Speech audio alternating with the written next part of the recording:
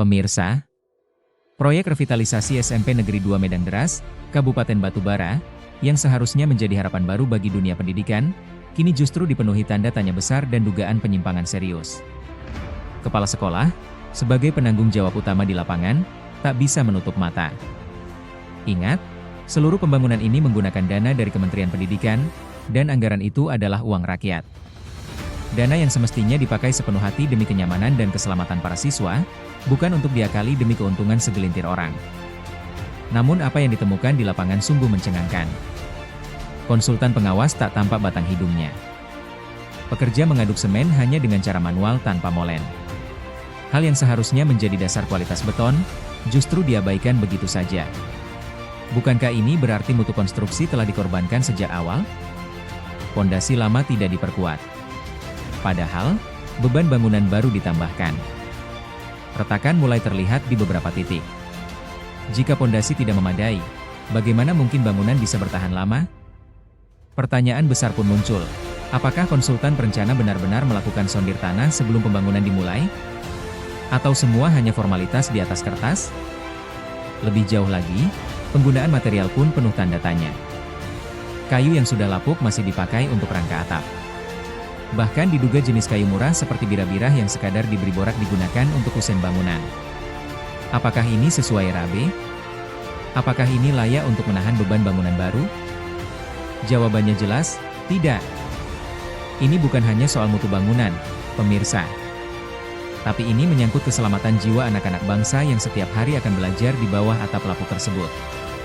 Kepala sekolah tidak bisa cuci tangan. Sebagai penanggung jawab, ia wajib memastikan seluruh proses berjalan sesuai aturan, sesuai standar, sesuai dengan perencanaan. Apalagi, proyek ini berada di lingkungan sekolahnya sendiri.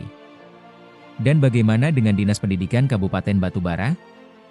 Di mana peran PLT Kadis Pendidikan?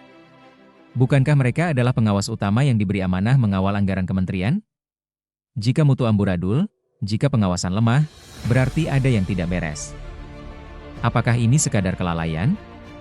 Atau ada permainan yang sengaja dibiarkan?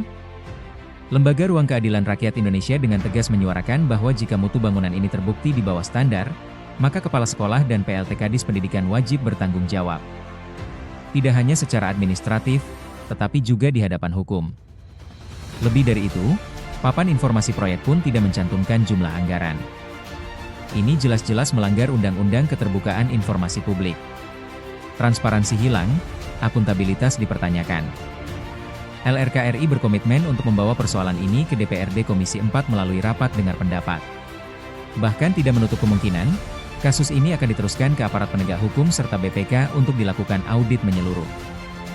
Sekali lagi pemirsa, ini bukan sekadar proyek fisik. Ini bukan hanya soal dinding dan atap sekolah.